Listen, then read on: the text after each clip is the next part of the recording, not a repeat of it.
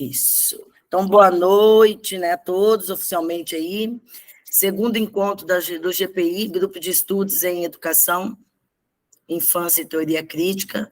Hoje nós vamos trabalhar com uma temática bastante interessante, que o Ravelli traz para a gente poder discutir, né, e fazer essa mediação, que se chama Corpo, Técnica e Jogo na Infância. Uma abordagem, uma discussão dentro dos fundamentos da teoria crítica, que é uma das bases que a gente tem estudado aí dentro do grupo, tá?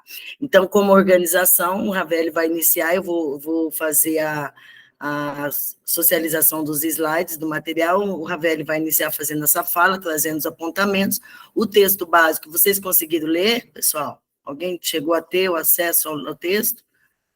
Sempre fiquem espertos que aqui na questão do Drive, tá? Lá do link para poder acessar.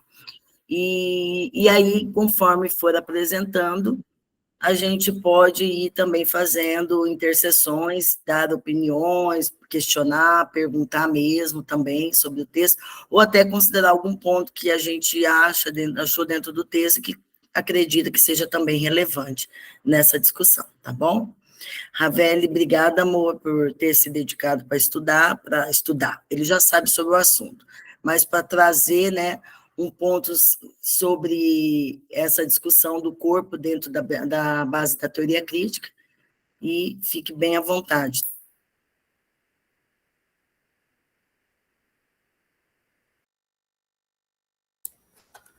Pegou? Obrigado, professora. Boa noite a todas e todos. Não sei se tem homens aí. Então, como a professora falou, eu sou orientando da mesma, de doutorado. Conheci a professora numa pós-graduação em educação infantil, onde nós começamos a estudar essa questão da infância, dos jogos, do corpo, da brincadeira, proveniente da minha formação em educação física, que eu estudei muito essa questão da corporeidade, dos jogos, e estendendo meus estudos no mestrado e no doutorado relacionados às infâncias, às múltiplas infâncias e essas relações de poder que permeiam a infância.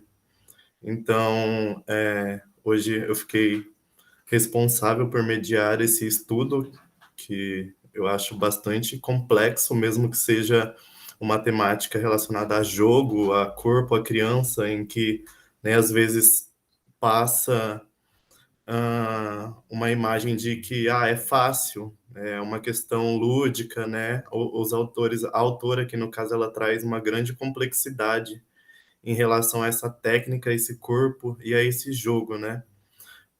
Eu pensei muito também no encontro anterior do grupo de estudos, para quem estava presente, que nós tratamos de aforismo, e eu queria começar então esse texto com um aforismo, que ele discute essa questão da infância e do jogo.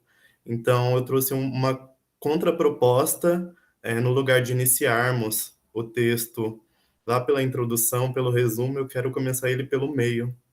E aí, assim, a gente vai determinar os fins. Se a professora puder colocar o aforismo.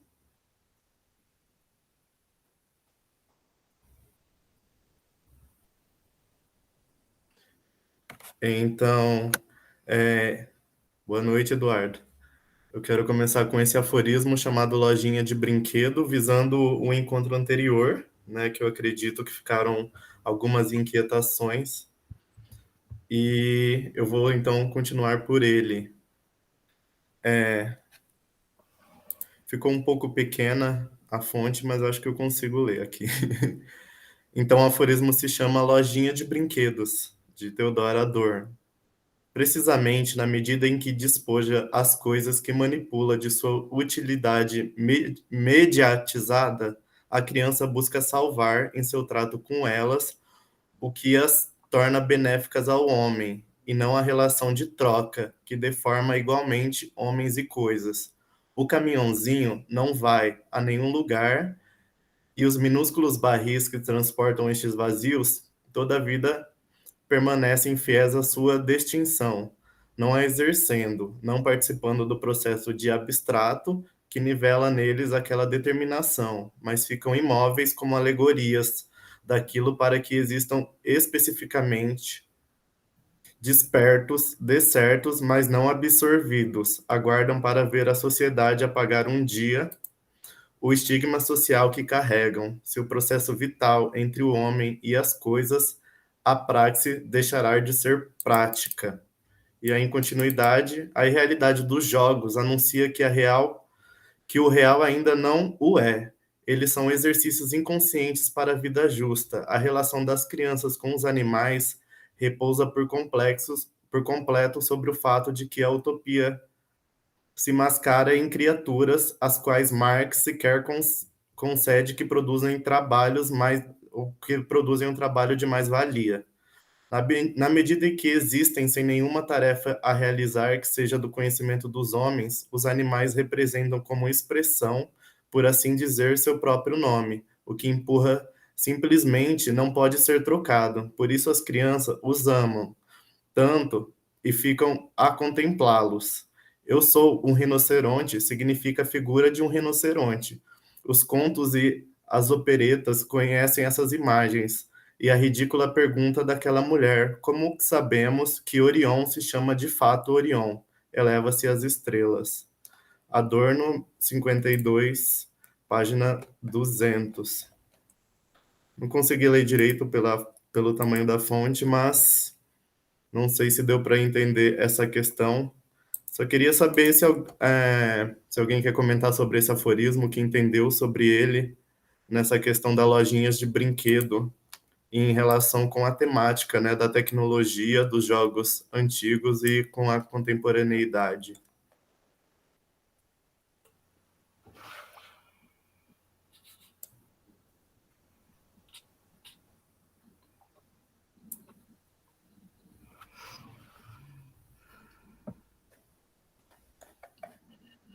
Quero falar, então, a respeito da imagem, né, que representa para a criança, né? Acho que ele está tratando aqui da imagem, como a criança vê essa imagem a partir dos jogos, a partir das brincadeiras, a partir da infância, que ela contempla. Adorno me faz refletir muitas coisas. O cara é muito intelectualizado, me faz refletir também sobre os aspectos e que talvez não tenha a ver com esse aforismo, mas o livro também traga a respeito do bullying, né? E como que a criança passa por essas situações, né? Mediante uma escola que muitas vezes segmenta, né? Segmenta jogos, segmenta brincadeiras a partir do padrão moralizante da sociedade contemporânea. Foi um pouco do que eu entendi. Uma sociedade que se preocupa a partir do capitalismo moderno com aspectos do trabalho, com aspectos do lucro. Os pais muitas vezes estão trabalhando o tempo todo para sustentabilidade da família. E como que fica a estimulação, como que fica a intervenção precoce em relação a essa criança e todos os aspectos que remetem a esse processo de estímulos à primeira infância. Então, um pouquinho do que... Legal, Eduardo. Alguém mais? Bom, então nesse aforismo, né, eu compreendo, ele trata da mímese, assim, como um jogo da imitação que está presente nas crianças. As crianças aprendem também a partir da imitação, por isso que ele vai falar do rinoceronte, porém interessa para o autor dizer, né, que as brincadeiras infantis elas consideram uma dominação social, assim como o Eduardo falou, né, que ela não é suprimida da percepção da criança no momento em que ela está brincando, né, ao contrário do que o adulto faz. Então, ela está imitando essa realidade, né? A criança ela se interessa mais pelo valor que o brinquedo pode lhe proporcionar, ou a brincadeira. Então, quando ela imita um elefante, naquele momento ela é o elefante, né? Ela confronta esse valor de troca da sociedade, né? Desfazendo dessa utilidade que se tem para os adultos, né? Então, nesse aforismo, Adorno, muitas pessoas, assim como a professora Marta reforça, né, parece ser pessimista, mas ali ele indica um tempo de esperança, né, em que se resguarda a infância antiga, que nós vamos falar mais para frente, ao contrário dessa infância contemporânea, para que o mundo um dia possa se livrar da dominação do iluminismo, né, que começou lá pelos meios dos séculos XVIII, aí, pelos modos de produção, né? Então, aconteceu uma instrumentalização da racionalidade tecnológica, né? O brinquedo hoje, ele passa por esse período de tradicional para o tecnológico a partir de esquemas, né? Nessa tentativa de salvar aí os objetos da dominação, de salvar a brincadeira, a infância dessa dominação social, né? Então, esse objeto ele contém um modo de salvação, de possibilitar a fruição dos objetos, dos brinquedos e de um pensamento esclarecido para a criança, né? No momento que ela brinca, ela sabe que o jogo é diferente da realidade, né? Ela não tem essa visão de bem e mal que é precipitada por seres adultos, né? Então, a técnica, né, que é utilizada é uma essência do saber, que não visa esses conceitos e imagens, nem o prazer de discernimento, mas sim o método de utilização da brincadeira para com os outros, que daí os adultos eles tratam como utilização do método de trabalho da indústria cultural. Pode passar, professora, por favor. Só fazendo um comentário, né, também interessante, principalmente aquela parte que fala assim, ó, o caminhãozinho não vai a nenhum lugar, e os minúsculos barris que transporta estão vazios, todavia permanecem fiéis à sua destinação, não a exercendo, não participando do processo de abstração que nivela neles aquela determinação, mas ficam imóveis, como alegorias daqueles para que existem especificamente. Na verdade, ele tem uma funcionalidade social, ele reflete um contexto social, ele reflete uma cultura, né? Consequentemente, ele é desprovido de uma subjetividade, porque ele é um objeto, né? E ele precisa desse humano para, né, fazer sentido, isso que é vazio, isso que não tem sentido. No caso, a criança, que vai movimentar, que vai trazer, né, pelo campo simbólico, pelo campo da própria memória, né, da mimese, da questão desse faz de conta, né, dessas experiências que o próprio Benjamin vai falar. Ela que vai dar vida a isso, que é parado, que é estático, né, que não tem aparentemente uma funcionalidade de se movimentar sozinho, mas que dentro do processo a criança é capaz. Com as mudanças, até isso nós tiramos dela. A sua capacidade de narrar, a sua capacidade de invenção, a sua capacidade de articulação ou participação sobre o brinquedo. Já que dentro dos moldes hoje, né, os brinquedos estão prontos, totalmente prontos. Então, há também um objeto que ele vai aparentemente, se progredindo, mas ele vai tirando essa ação da criança sobre o brincar, ou seja, ela passa a continuar tendo brinquedo dentro de uma nova configuração, só que um brinquedo que lhe roubou a experiência do brincar, que lhe tirou, que lhe expropriou. Então, a neném que chora, o carrinho que anda só apertando o botão, olha lá ainda, né? De repente, se empurra, ele faz todo o movimento, ele vira robô, ele volta, né? O brinquedo que cria uma força, né, espetaculosa, né, em relação à tecnologia, mas que coloca a criança numa condição apenas de consumidora deste objeto. Então, ela passa a ser uma colecionadora de objetos lúdicos, e a sua participação vai cada vez mais, né, se diminuindo dentro dessa relação. Eu acho que esse é um ponto muito importante, e aí é onde vem a grande crítica, né, que o texto vai trabalhar, que é a própria questão do brincar, né, que esse brincar acaba sendo só um brincar mais relacionado à aquisição do objeto do que efetivamente à experiência lúdica desse momento. Né? Eu acho que só para complementar a fala do Rá. Voltando aqui, então, eu volto para o início, Rá? Isso, não, pode deixar aí. Quem está na conta Escola Galileu? A Lu? Eu. A Lu falou, né? Rouba a experiência do brincar e do imaginar. E eu acho que isso está muito presente no texto, né? Essa questão da experiência ou da ausência da experiência, né? E aí já fazendo uma ponte com a fala do Eduardo, que gera preconceitos, né? Gera a violência também. Os brinquedos, eles geram violências e nós temos que ter uma razão, uma crítica sobre eles para entender isso, né, no processo educacional. Você quer falar um pouco, Lu, Essa questão sobre... da experiência ela é muito forte, né? Ainda mais numa escola de infância.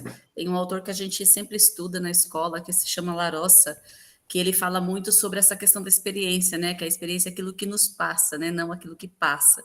Então, a criança ela precisa vivenciar com sentido, né? E quando você oferece para ela um brinquedo pronto, um brinquedo comercial, né? Um brinquedo que já tem uma função, a criança perde, né, a possibilidade de experimentar. Por isso que trazer elementos naturais, elementos da natureza, brinquedos que não são prontos, né, materiais que podem ser reaproveitados, permite que a criança volte a ter, né, essa imaginação, que volte a despertar essa imaginação, que volte a trazer à tona de novo, né, essa brincadeira de uma forma mais genuína, né, da criança.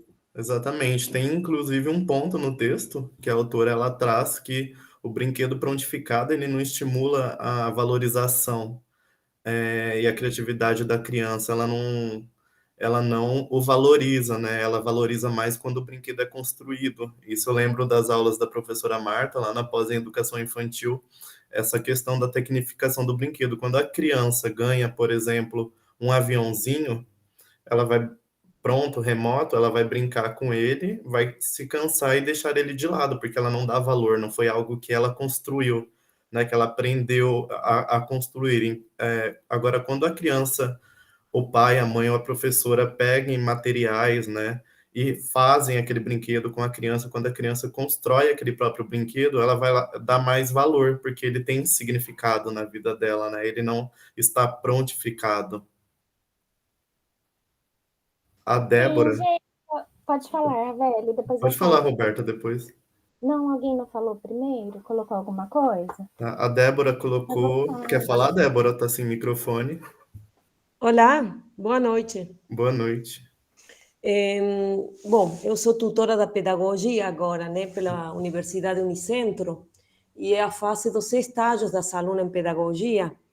E, por exemplo, através da leitura do texto, eu tive um pouco de dificuldade para compreender, né, o raciocínio do autor. No entanto, a respeito, por exemplo, dos jogos e das brincadeiras, eu tenho percebido na observação que eu faço com as estagiárias que até a própria memória do brincar, sim, ela já se condicionou geneticamente. Ou seja, as crianças atuais, C1, C2, C3, elas já têm uma memória mecânica de como brincariam com determinado brinquedo. Sim? Então, o fogãozinho é para fazer comida, a bonequinha é para comer e chorar, o caminhãozinho é para andar. Sim? Agora, aquela criança que não teve uma variação diversificada de possibilidades dentro do seio familiar e de contato com brinquedos, ela tem um brincar muito mais puro. Então, eu comecei a perceber como determinadas crianças, de uma turma de 10, 15 crianças pequenas, sempre tinham umas 2 ou 3 que elas não sabiam o procedimento que elas deveriam executar para brincar com um determinado brinquedo. E aquelas outras um pouco mais desenvolvidas, com mais contato, né, da indústria cultural, elas conseguem. Então, essa memória, inclusive, da própria infância está sendo condicionada, né, pela indústria cultural, pelo consumismo, pelas novas tecnologias. Então, a criança, ela já não tem mais um perfil inocente. Eu estou falando com muito respeito isso, né? Porque esse perfil inocente, a gente vai deixar a liberdade dela brincar com o objeto e com seu próprio corpo em determinado ambiente, e hoje as crianças são conduzidas. A sala de brinquedo é essa, a caixa de brinquedo é aquela, nós temos 50 minutos para brincar, nós temos que dividir. Percebe-se que há uma fragmentação do crescimento saudável dessa fase, né? Obviamente que a escola é uma instituição que ela tem que acompanhar o desenvolvimento social, cultural, tecnológico, mas ela não está acompanhando o desenvolvimento da criança, está violando esse desenvolvimento, porque elas não estão conseguindo fazer mais nada por si mesmas. A gente está ali para cortar o momento, o clima que elas têm para brincar, para se manifestarem. Então, isso me causou bastante... Eu fiquei assustada e, ao mesmo tempo, preocupada, né? Porque se corta esse período do brincar, de desfrutar, do imaginar, porque está tudo condicionado. Não é assim, não pode, isso é para isso é para aquilo, né? Então, a própria imaginação da criança está sendo amputada, né? Justamente pelos desenvolvimentos, pelos avanços. Então, só um professor sensibilizado com a faixa etária que conseguirá ter a sutileza de fazer intervenções positivas, né? Certo. Quer falar, Roberta? Depois eu comento. Ai, eu estava procurando aqui, Ravelli, um livro que eu comprei do Walter Benjamin. E aí você, quando eu fui ler o texto, né, a gente começa a refletir, e a hora que você lê o aforismo, eu também fiquei pensando com a fala dos colegas, né? Cheguei até a derrubar um monte de coisa aqui na mesa, mas foi o que os colegas falaram, né? Olha, se a gente pensar, a gente vive uma administração do brincar. A gente dita, né, na brincadeira, até mesmo, e eu não falo de um jogo que a gente compra que ele vem com as regras, com as instruções do jogo, mas nós, enquanto professores, fazemos isso com as crianças. A gente dita essas regras que elas vão brincar e acaba causando um aprisionamento desses corpos, né? E aí, quando a gente se fala assim na escola com os professores, a gente precisa oferecer novas formas de brincar às crianças. E não são novas formas, são um retorno daquelas brincadeiras que a gente via antes, né? Até aquelas brincadeiras assim que os meninos brincavam, meninos, né? Em maioria, mais de estilingue, gente, de matar passarinhos, né? E a gente achava assim uma crueldade. Hoje se vê, né, como uma crueldade. Mas você olha para um desenho, um filme do Naruto, em que ele mata a mãe e o pai, e parece que é tudo muito natural, né? E dá aquela impressão assim que a gente tem um saudosismo, a vontade de cultuar esse tempo, né? Mas a gente entende que ele já passou, mas enquanto sociedade, a gente tem que olhar, né?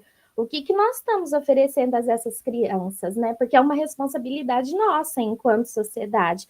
E pensar nessas armadilhas que esse mundo encantado, que, né? Assim, você entra numa loja de brinquedos, né? É um mundo encantado, né? Tanto nos brinquedos físicos como nas telas, né? A gente tem que pensar e estar atentos quanto a isso, né? E aí a Débora falando, então pensei nessa administração do brincar, né? E o quanto é a indústria cultural, não a demonizando, mas o quanto ela nos leva aos pais e a nós fazermos essas escolhas pelas crianças. Porque se nós pensarmos na violência, né? Antes nós brincávamos na rua, agora as crianças não podem. A jornada de trabalho dos pais, que também são grandes, você acaba sendo levada a todo momento a compensar as crianças de uma forma pela sua ausência, para elas não brincarem fora de casa.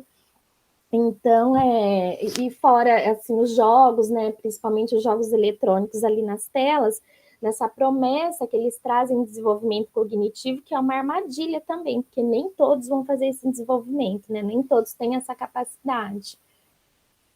Então, eu gostei bastante do texto. Eu não sei, acho que foi a professora Marta, não sei quem foi que escolheu, mas eu gostei bastante. E aí, como eu estava falando Fui eu que indiquei. Maravilhosa, como sempre. Mas aí eu lembrei do Walter Benjamin, eu comecei a falar e esqueci. Quando ele fala da criança, que a criança cria a partir dos resíduos da miséria cultural. Nesse livro que eu comprei, então tinha as imagens. Gente, tinha crianças na Segunda Guerra brincando com os destroços da guerra, com pneu, né? Então, a brincadeira para ele não é definida pelo brinquedo, né? Mas é pela capacidade dela dar novas significações a esse brinquedo. E por isso, ele é tão profundo, quando ela brinca, ele é tão profundo, que aí ela quer esse de novo, né? E porque ele não exige uma reprodução, né, nessa brincadeira, mas uma criação mesmo da criança, né? Então, é aquela coisa, né? A gente tem que olhar aí para esses restos, para esses resíduos, em pensarmos em um retorno a outras formas de brincar. Não que as crianças não vão ter acesso às tecnologias, porque está posto, né? Onde nós vivemos. Mas mostrar para elas que existem outras brincadeiras, né? Legal, Roberta. Eu gostei bastante. Inclusive, você pegou o ponto crucial do texto, né? Esse texto ele não está defendendo o jogo, as brincadeiras tecnológicas, nem as tradicionais e populares, mas sim apontando uma crítica a essa má administração que você falou dos jogos, né? E ela vai tão a fundo em questão até essa questão da repetição em Benjamin, que essa repetição ela também está incumbida de uma dominação social. Então, a partir desse momento, a gente pode enxergar a indústria cultural como demoníaca dessa visão cristã, né? Mais para frente, Adorno ele se contrapõe com as ideias de Huizinga em relação ao sagrado, né? Do jogo, e ele também aponta que essa indústria ela traz formas de pensar o brincar tanto antigamente, lá após Auschwitz, né? No iluminismo e nessa questão de como se brincar como uma forma de se portar, que daí causa o esvaziamento da subjetividade, esse processo de subjetivação do corpo infantil, e também como essas novas brincadeiras, os chamados jogos tecnológicos, a partir de aparatos tecnológicos como videogames, televisões, celulares, eles também causam um esvaziamento da subjetividade, né? Eles causam frieza. Então, eu acho, assim, que você já resumiu o texto. Imagina. Mas quando eu li ele, eu fiquei pensando, falei assim, uma palavra para o texto. Eu pensei assim, consciência e reflexão. Porque se nós não tivermos essa consciência, não fazermos o que nós estamos fazendo aqui, de discutir, de refletir, de voltar, né, ao nosso trabalho, de olhar para ele, a forma como nós estamos, né, desenvolvendo esse brincar ali com as crianças na escola, então a gente acaba caindo nessas malhas da indústria cultural. Acho que é a consciência mesmo de nós termos, né, de que porque aquele brinquedo foi criado, quem nos leva a comprá-lo, né, e o que tem por trás daquilo dali. E assim, é aquilo. As tecnologias, né, o tecnológico, né, é uma ferramenta potencialmente criadora, né? Tem muita potencialidade, mas ela também causa prejuízos, né? Elas nos prendem e tudo mais. Mas é isso. Só fazendo um comentário, eu coloquei ali, gostei desse termo que você usou, má administração do brincar. Interessante, que poderia ser até título de artigo. Eu falei? Rafael? Você falou, há uma má administração do brincar. Vou até anotar aqui, nem reparei que eu falei, mas eu vou colocar aqui. Está parecendo aquilo que o Adorno vai falar, os caçadores de talento. Eu estou caçadora de título. Verdade. Vai lá, beleza. A professora que roubava artigos. Criava artigos. Pode passar, professora, por gentileza. Pode passar. Então, não, volta um pouquinho. Então, Adorno, ele cria movimentos de resistência a partir disso que nós comentamos, né? Nessa questão da esperança para se livrar dessa instrumentalização social, de uma racionalidade tecnológica, de um pensamento, né, mal administrado, vamos usar essa palavra aí, a partir da necessidade de um pensar crítico que confronte as violências, né? Que é utilizada pelo brincar, porque tanto os jogos tradicionais quanto os jogos tecnológicos, eles são condutores de violência. Antigamente, né, era repassado esses jogos pela oralidade, né, e a prática nas escolas como práticas normais. Por exemplo, a brincadeira da minhoca, que o minhoco vai lá e quer beijar, e beija ela à força, né, só para sintetizar. O atirei o pau no gato, que hoje em dia, né, as professoras vão desconstruindo. Isso gera violência, e a criança, como ela não tem esse discernimento de bem e mal, ela não tem essa racionalidade, ela vai entender que aquilo é uma coisa normal. E isso leva a violência, leva a bullying, né? Então, o Adorno, ele tem essa necessidade crítica de confrontar essas violências a partir do processo de experiência, né? O processo de experiência, basicamente, baseado em Benjamin, ele diz sobre o preconceito, né? O que seria o preconceito, sintetizando as palavras dos autores, seria a ausência de experiência, para ficar apenas naquela questão da vivência. Vamos viver com um colega de turmas, né? E a vivência, ela parte do pressuposto de tolerância, né? De tolerar aquele que é diferente, né? E não dessa experiência de conhecer mais a fundo tanto as pessoas como as brincadeiras. Então, ele vai a favor de confrontar essa estética do jogo da imitação, que imita coisas já pré-estabelecidas, né, pela sociedade a partir do iluminismo, que causa o esvaziamento da subjetividade, né? Então, vale dizer que a criança interessa mais o valor de uso do brinquedo, né, que pode lhe proporcionar. Vale dizer que a criança interessa mais ao valor de uso. Repetir. Pode passar, professor. Então, a infância, para a autora, ela coloca como íntima, né, uma fase íntima e verdadeira da criança, é a primeira etapa de utopias, de desejos, a infância que ela está falando da primeira, né, que a professora Marta considera de 0 a 10 anos, 0 a 8 anos, então desde bebê até a essa fase, e também como uma categoria social de dominação, né? Ou seja, esse termo infância, nos moldes da sociedade capitalista, ela é influenciada por dominações.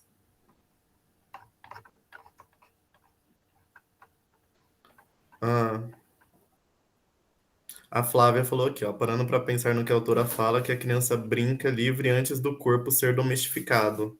Mas da mesma forma, precisamos orientá-las sem domestificar, é um grande desafio.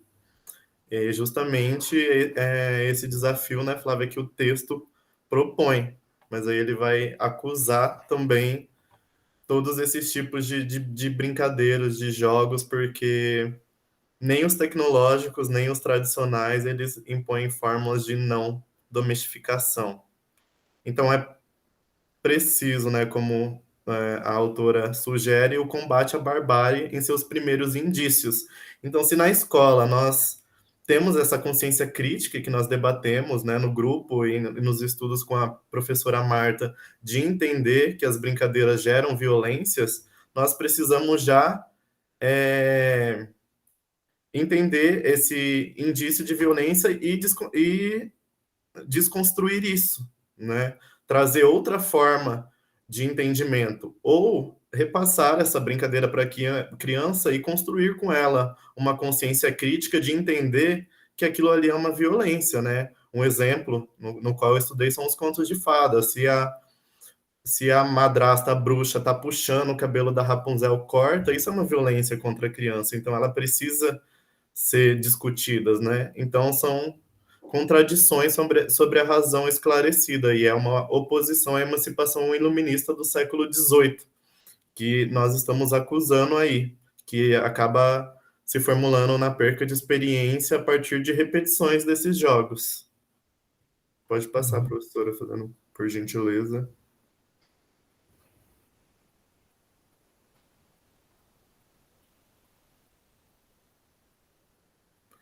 Então, o corpo. Aqui a gente tem que voltar lá na pré-história, onde o corpo era visto como total, não se fragmentava alma e corpo, né? Depois a gente passou por um tempo na antiguidade, em que principalmente Descartes ele vem para falar que o corpo ele é fragmentado. A Flávia pode me ajudar aí também nos estudos da educação física, da corporeidade.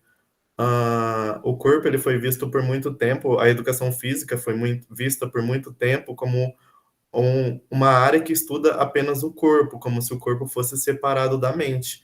Então, a partir da contemporaneidade, nós temos que voltar lá na pré-história, para entender que o corpo é total, ele é complexo, né? E não se fragmenta corpo e mente, é tudo um só. E aí, então, há necessidade de entender o corpo como um mecanismo de conhecimento de si mesmo, né? Como um meio de transformação e de prazer do indivíduo a partir da vivência, da relação com o próprio corpo, né? E aí, Freud e essa questão junto, né? Conversando com Adorno, ele vai falar sobre autoerotismo. A Flávia disse aqui que Descartes gerou o maior pano para manga para a educação física, né? O famoso rola-bola. Então, esse autoerotismo ele vem de uma fetichização, né, da consciência coisificada. Ou seja, a criança, a partir, né, do seu crescimento, do seu desenvolvimento, ela tem necessidades eróticas, vamos dizer assim, no sentido de autoconhecimento. E o jogo, ele traz prazer, ele proporciona prazer, então ele é uma forma da criança conhecer o prazer, né? E ele pode gerar vício, porque se não é trabalhada essa questão, o jogo, ela vai se prender no jogo para desfrutar do prazer dela, né? E aí, como os adultos eles tentam, desde a repressão sexual, né, dessa questão do iluminismo do século XVIII, maquiar as questões do sexo, vamos dizer assim, cria-se então a consciência coisificada, né, que é um termo bastante estudado pela professora e por vocês do grupo, né? Então, a consciência coisificada como, sobretudo, uma consciência que se defende em relação a qualquer vir a ser, frente a qualquer apreensão do próprio condicionamento, impondo como sendo absoluto o que existe de um determinado modo. Vale a lembrança de que tais características são precursoras do preconceito e do fascismo. Então, eu acho que é isso que nós comentamos aqui, né? Se nós privamos a criança dessa transformação, a gente está propiciando o preconceito, as violências. Alguém quer comentar alguma coisa? Acho que só um ponto importante. Rapidinho, só um pontinho importante aqui, quando a gente fala da questão de mecanismos de conhecimento de si mesmo, né? Do corpo. Isso é uma das coisas que a gente até, que trabalha com a infância, as meninas aí, as professoras, a gente sempre fala, né? O primeiro brinquedo da criança é o seu corpo, né? Que é a descoberta de si. Né? Então, dentro dessa perspectiva mais humanizadora, a criança ela pode brincar, sim, e interagir com o objeto, né? Que é uma das estratégias, mas o próprio corpo é lúdico, é um mecanismo, vamos pôr assim, né? Ou é um instrumento lúdico na vida da criança. Quando ela brinca com a própria imaginação, quando ela brinca com o seu pezinho, com a mão, quando ela vê detalhes no seu corpinho, né? Quando ela faz um movimento e ela se encanta com o seu próprio movimento. Então, esse é um ponto que, às vezes, dentro da escola, a gente pode trazer de uma forma mais significativa para não ter que ficar sempre associando, e aí aproveitando um corpo que se associa a um objeto, a um brinquedo e a um jogo que tem que estar vinculado a um conteúdo escolarizante. Né? Então, eu acho que um ponto importante é a libertação desse corpo enquanto própria manifestação lúdica, né, do brincar. E o conteúdo já está nisso, que é a própria experiência dessa criança consigo mesma, né, que é essa autodeterminação, esse autoconhecer, que ainda é frágil, né, no trabalho com os pequenos. Ainda a gente acaba não dando esses momentos de aproveitamento, de vivências junto às crianças, né? Não sei se eu fiz bem entender assim nesse sentido. Pode falar. E essa questão também tira a questão da afetividade. O próprio proibir, né, conhecer o próprio corpo, esse mecanismo de conhecimento de si, ela esvazia a afetividade na escola, né, a partir da educação infantil, que é o que a autora ela vai, né, apontar ali, né, nessa questão dos estudos de Freud e Adorno. É isso que o Ravelli tá falando, que eu também refleti, porque o Adorno vai trazer também a questão que não se permite trocas entre as infâncias, né, que se esquece do presente e não se realiza trocas, articulação entre crianças. Eu acredito que as brincadeiras, como vocês estão falando, eu estou aprendendo com vocês, porque eu sou da área do serviço social, então tem que aprender essa questão da infância. Mas, assim, as crianças, elas vão brincar a partir também da leitura de mundo, acredito eu que elas fazem, né? A partir da sua infância. E a gente acaba retirando esse processo da brincadeira em grupo, né? Esse processo de socialização, que reflete também processos de afetividade. Mas como o Ravelli estava falando também, as colegas, são processos de afetividade, mas também são processos que há uma exclusão de algumas crianças a partir do seu próprio corpo, né? O corpo negro muitas vezes é excluído de processos de brincadeiras, né? Em relação à infância. Isso acontece muitas vezes lá na escola, no primeiro dia de aula, né? Onde se enfrenta o racismo mesmo, e a criança se depara com essas situações. Tem um texto da professora Marta que interessante, que também estava lendo, que fala da questão do racismo na infância, que ela escreve com um professor que vai falar agora vai fazer um diálogo no nosso encontro. Esqueci o nome dele agora. Mas, enfim, traz essa questão da corporeidade, né, e como que a criança pode ser excluída nesses processos de brincadeira, né, porque se nós temos uma sociedade, né, que vive a partir, e hoje, mecanicamente também, né, a criança vai agindo a partir de brincadeiras mecânicas, vai aprendendo tudo dessa maneira, a partir da família, a partir da escola, nós temos que tentar trazer uma perspectiva diferenciada de trabalho em grupo para que não se remeta em processos de racismo.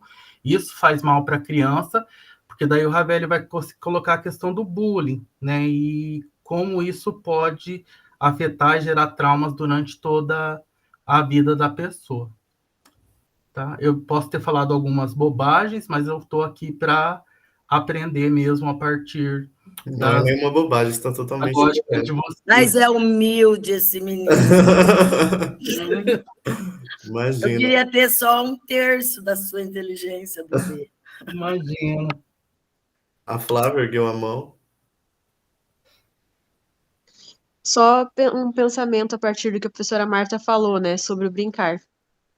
Porque às vezes é tão construída essa ideia de que o brincar é fazer nada, que o brincar é como se fosse um momento Passatempo, né? desvencilhado de qualquer outra coisa. A professora falou, eu lembrei que acho que foi semana passada que uma colega estava comentando, né, que na prefeitura de Londrina, agora, assim, eles estão fazendo um trabalho para os professores da educação física se engajarem mais, assim, participarem mais das coisas da escola, enfim, e explicar para o diretor, porque às vezes os diretores pensam que a educação física é só, não tem intencionalidade, enfim, não tem conteúdo, enfim. Aí, a professora lá explicou o que era o conteúdo, enfim, e aí a diretora falou assim para ela: ah, mas você não fala, né? Eu achava, toda hora que eu passava lá na quadra, eu achava que estavam só brincando. Aí eu pensei, tá, mas só brincando? O que é esse só brincando? Porque o brincar, principalmente na educação física, a brincadeira, jogos e brincadeiras é um conteúdo, é um eixo, né? É uma unidade temática inteira. Então, além de ser usado como uma estratégia, é também um conteúdo em si, né? E aí essa fala dela, ela foi falar que, nossa, agora eu sei que você ensina, que tem conteúdo, eu achava que só brincava. Não, mas esse só brincava também é educação. Então, eu acho que cada vez mais as meninas que escrevem mais, o Ravelli, a Natasha, a Roberta, que escrevem mais sobre brincar, eu acho que é muito necessário cada vez mais nesses artigos apresentar trabalho falando isso sobre a importância do brincar. Esse local que esse espaço que é o brincar, que não é assim Parece que você faz uma pesquisa nas bases, né, de pesquisa sobre o brincar, parece que tem muita pesquisa falando sobre brincar, a importância, a intencionalidade, enfim. Mas parece que no imaginário das pessoas na escola ainda fica muito esse preconceito, essa ideia errônea do que é o brincar, né? Então, quando a gente vê um texto assim, é isso aí. Eu acho que é esse ponto, né, que a gente precisa focar e disseminar cada vez mais pesquisas e refletir, e não só ficar, né, também na teoria, mas assim, levar para a escola, levar essa discussão, né? Acho bem importante. Eu acho que você definiu aí a consciência coisificada sobre o brincar, né? É, bem isso. E realmente essa questão é um impasse que nós temos, principalmente nos programas de pós-graduação, de que as pesquisas não estão chegando à escola, né? Nós estamos lendo para nós mesmos. E aí, aquelas professoras, professores que estão na escola, né? Que precisam entender, compreender isso, eles não se sentem inseridos. Eu acho que isso também é um grande objetivo da Crit Infância, né? Com a professora Marta, de trazer essa realidade de professores que estão nas escolas para eles entenderem esse sentido, né, e significância do brincar na escola. Bem legal, bem bacana, Flávia. Pode passar, prof. Então, aí a autora ela vai tratar da questão da técnica, né, a partir do jogo e do corpo. Há um fetiche na formação da subjetividade infantil por meio de processos de consumo da indústria cultural. Um exemplo disso é o brinquedo comprado e a forma de como a criança deve se portar, né?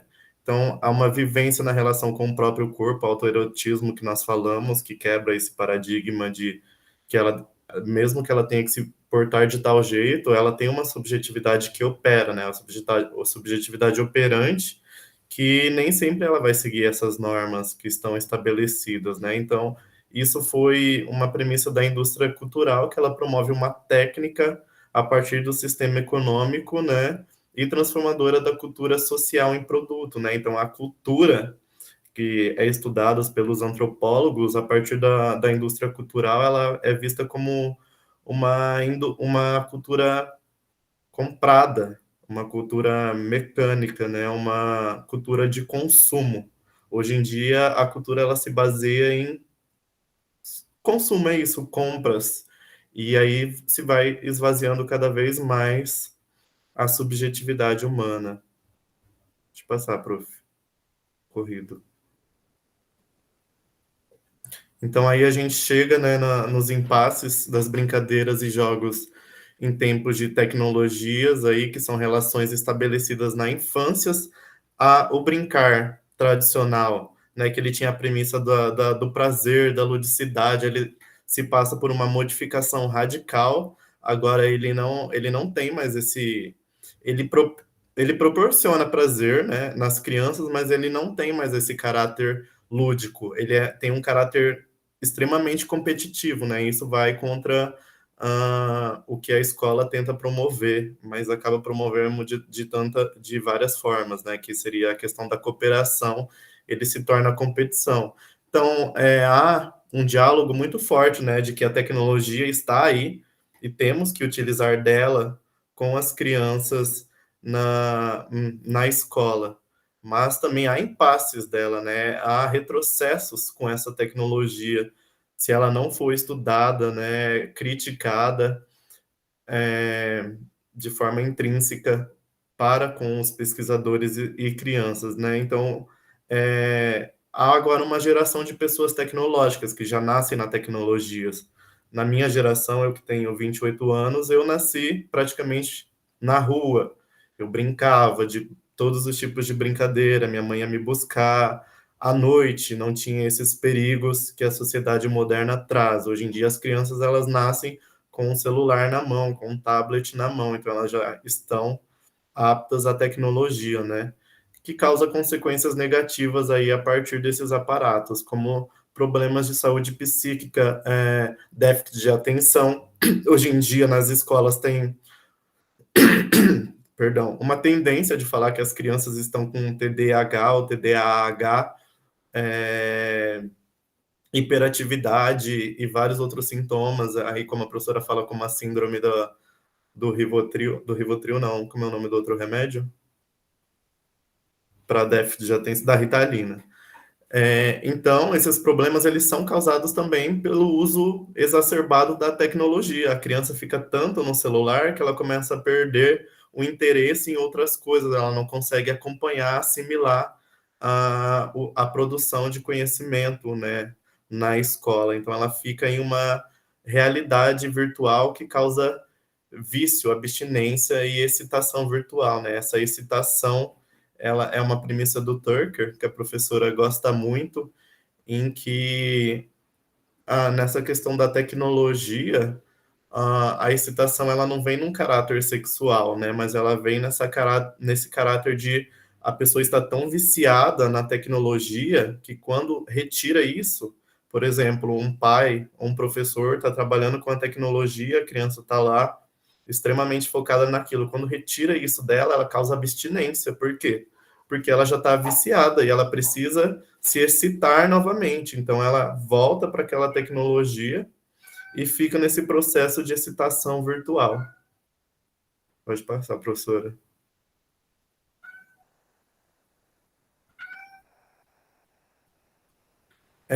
Aí, o Eduardo falou aí de hibrismo cultural, produzem na economia do lucro uma atrofia do humano, realmente, né? E aí algumas contradições com a questão do jogo do Huizinga, né? Huizinga, em relação ao sagrado, né? E as questões do sagrado e a tecnologia na infância, né? Então ele coloca o jogo entre as atividades que constituem a vida humana, não apenas como uma das manifestações culturais, mas como um elemento espiritual e histórico, sagrado, que construiu o caráter lúdico da cultura, né? Porém, essa tecnologia do sagrado, a autora, né, a partir dos estudos de Adorno em Benjamin, ela mostra que é um objeto de fascinação, de evasão da vida real, porque o sagrado ele não está incumbido nas relações reais, mas sim como algo além da vida humana, né? Então, ele vai além dessas questões de bem e mal, e isso está muito presente nos jogos. Pode passar.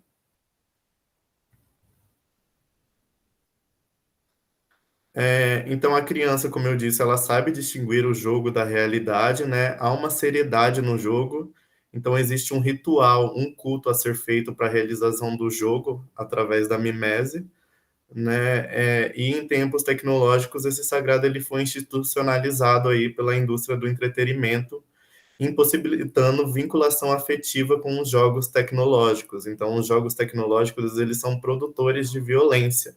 As crianças, elas não jogam a partir desse conceito de cooperação, de afetividade, visto que a maioria dos jogos, hoje em dia, são jogos de RPG, né, o role-play games, ou jogos de interpretações de papéis.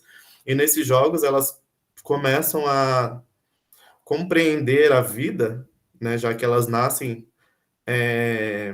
instituídas nesse local, elas compreendem a vida a partir da violência, porque esses jogos, além deles trazerem indícios da vida de como se comunicar, de como realizar o processo de compras, de conversar com outro ser humano, ele está totalmente caracterizado pela competição, pelo violento, pelo sanguinário. Então, essa tela, ela destoa dessa realidade em que a criança está inserida na sociedade, né? A violência, essa competitividade, ela está totalmente presente nos jogos tecnológicos. Então, isso é um fator grave que nós temos aí que estudar e ressignificar essa questão. E complementando aqui, né, as telas trazem um custo-benefício, o custo é caro, né, como a Roberta disse, a depressão, a ansiedade, o estresse, o isolamento, porque a criança vai ficar a todo momento, né, nesse vício do jogo e ela não vai querer se relacionar com outras pessoas humanas. Pode passar, professora. Então, o jogo tecnológico, eles resguardam os princípios dos jogos lúdicos tradicionais, né, mas eles são máquinas multifacetadas e concretas, que agem a partir da frieza perante as subjetividades, né? Como eu disse, esse caráter sanguinário de matar o oponente, né? De destituir o oponente, não de aceitação. Então, a infância é reconstituída aí a partir de bens materiais, como falaram aqui nas mensagens. Pode passar, professor.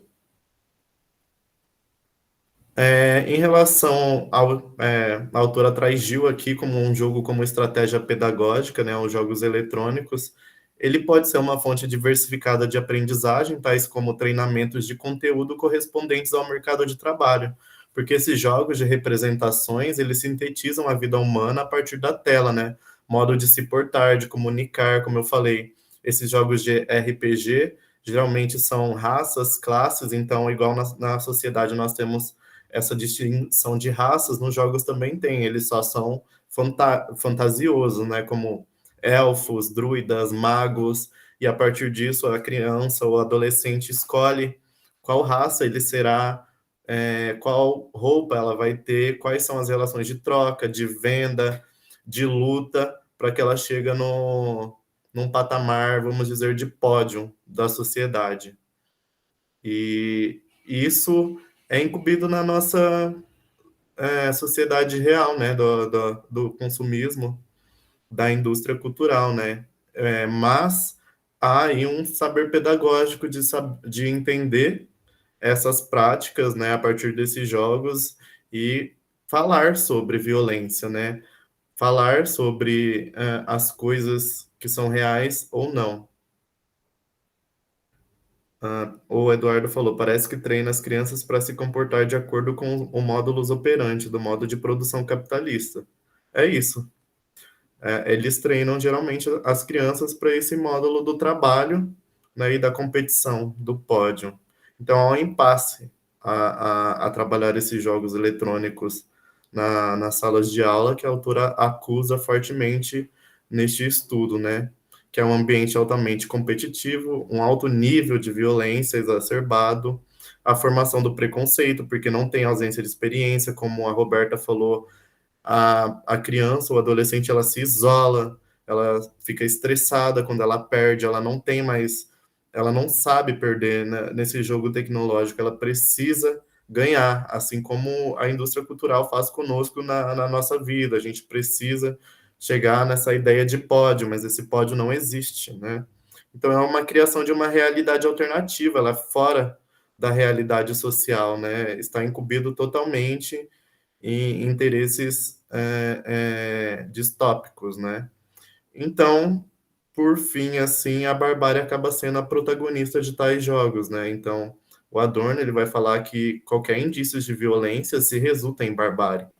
Então, a todo momento, esses jogos, eles estão violentando as subjetividades. Então, os jogos, eles são considerados também como barbárie. Pode passar. Por fim, então, contudo, entregar-se à realidade virtual com vício e sem resistência revela o desejo, ainda que recalcado e anestesiado, de outra vida real, em que algum calor afetivo quebre a frieza instaurada, a ponto de marcar a memória com sinais que possam salvar o que se passou e iluminar passagens racionais para a esperança da prometida infância. E eu termino com essa frase. Obrigado.